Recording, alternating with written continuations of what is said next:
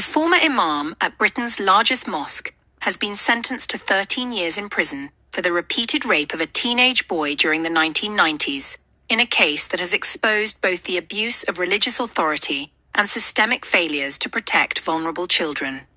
Mohammed Khan, a 57-year-old from Sheffield, exploited his respected position at Bradford Grand Mosque to systematically groom and sexually assault the victim between the ages of 13 and 16, committing 5 separate offences in locations including his office and a mosque minibus.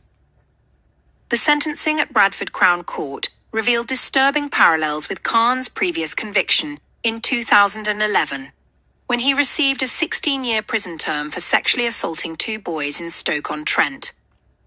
Judge Christopher Smith described how Khan's outward appearance as a trusted religious educator concealed what he termed a devious and perverted sexual interest in pubescent boys, noting the profound psychological manipulation employed to maintain silence. The court heard how Khan told his victim he wouldn't be believed if he came forward, a threat that proved tragically effective for decades.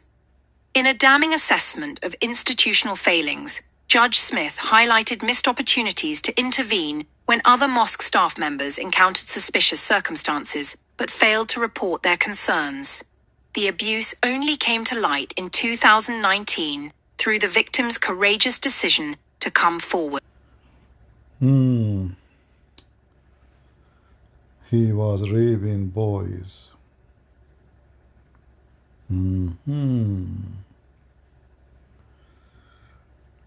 I see. Well,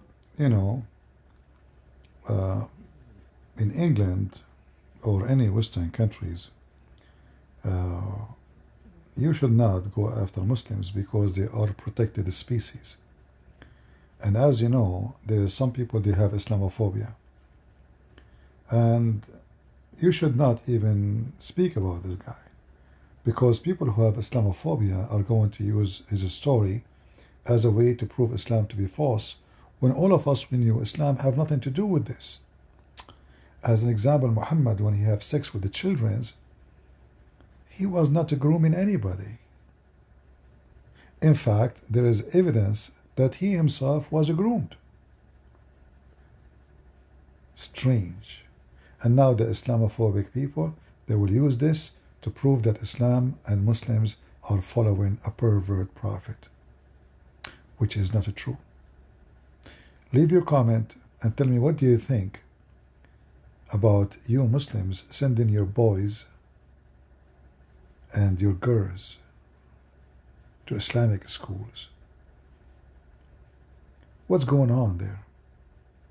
Like when news mentions someone, he is a priest, he do something like that, the news will go crazy and the Muslims will carry it, post it everywhere. But the funny is, the Muslims don't see that their prophet himself is a pervert. For us, if one of us turned to be evil, satanic, he will end in jail, and we send him to jail for sure. But if this is happening in your Islamic countries, there's a documentary, you can watch it, about sexual abuse for children in Pakistan. How many of them, even after they rape them, they kill them, so they will not mention who is the one did that to them. They throw them from the roof, and they try to hide it to say maybe some kids did that to them.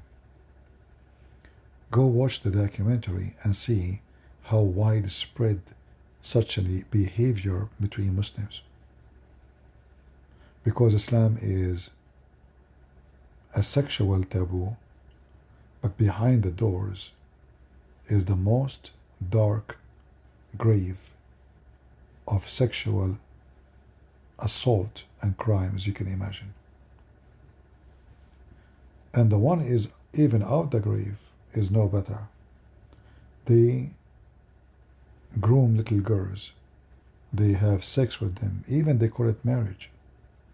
Not only they do secret marriage and mut'a marriage and misyar marriage and supermarket marriage and zawaj friend marriage, they give it many names, but all of them in reality is one title. If you are a pervert, you must be a Muslim. And in order to be a Muslim, you have to follow a pervert. Prove me wrong.